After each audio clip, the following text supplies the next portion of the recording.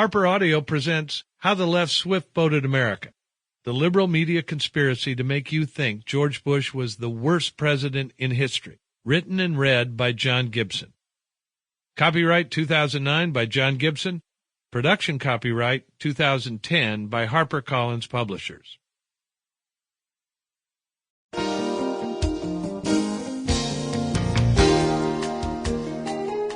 Introduction. Swift boating for fun and profit. Remember the power of repetition. If you remember one thing from the last 4 years of blogging about election debate rhetoric and what it takes to win, remember this. What we repeat is what the public remembers. Jeffrey Feldman, diarist for the left-wing website, The Daily Kos. Swift boating, as it has come to be defined by the left, is the political trick of claiming to expose the truth while in fact lying. The left invented the word to counter the Swift Veterans and POWs for Truth, an organization of former commanders of Vietnam-era river attack vessels called swiftboats. Democrat presidential candidate John Kerry was a swiftboat commander in the Vietnam War. He was the recipient of the Silver Star and other decorations for his service in the Navy, including several Purple Hearts. In May 2004, the Swift veterans announced their opposition to Kerry's presidential ambitions in a letter to him. The letter read in part, "It is our collective judgment that upon your return from Vietnam, you grossly and knowingly distorted the conduct of the American soldiers, Marines, sailors, and airmen of that war, including a betrayal of many of us, without regard for the danger your actions caused us. Further, we believe that you have withheld and or distorted material facts as to your own conduct in this war." The Swift veterans ran a series of ads questioning Kerry's war record, his decorations, but especially his involvement in the Vietnam Veterans Against the War and the 1971 Winter Soldier Project.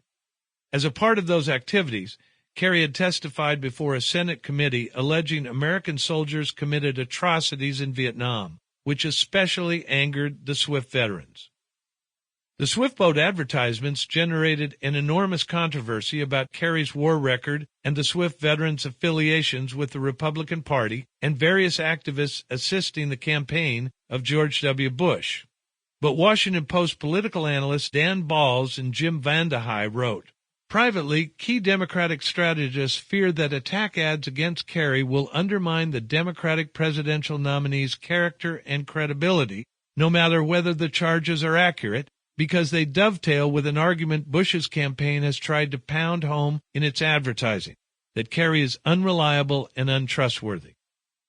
Swiftboating, used as a verb, came to mean just that, undermining character and credibility no matter whether the charges are accurate. Supposedly, too, this odious means of political combat was exclusively the practice of the right.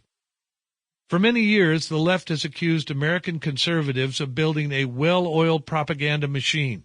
David Brock, a one-time conservative firebrand, wrote a book called The Republican Noise Machine, in which he outlined precisely how this mechanism worked. Think tanks cranked out position papers and arguments and opinions, which then found their way onto talk radio and into newspaper and news magazine opinion columns, and eventually influenced the opinions and political outlook of the American voter.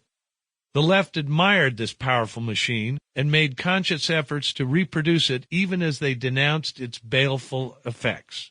By 2006, the left had consciously duplicated this imagined mechanism to push voters to the left. In the same way, the left adopted the perceived tactic of its political opponents in attacking George W. Bush.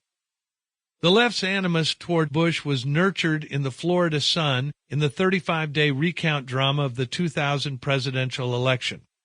Bush was scorned by the left even before Al Gore's agonizingly close electoral loss, but after the decision by the U.S. Supreme Court that gave Bush the presidency, he was forever viewed by the left as illegitimate. The objection that Bush was, quote, selected, not elected, soon became a common refrain and a fuming bumper sticker. Bush entered office with a huge budget surplus, a country at peace, and in a climate of wedge-issue politics the left found more annoying than threatening. Then 9/11 changed all. Sample complete. Ready to continue?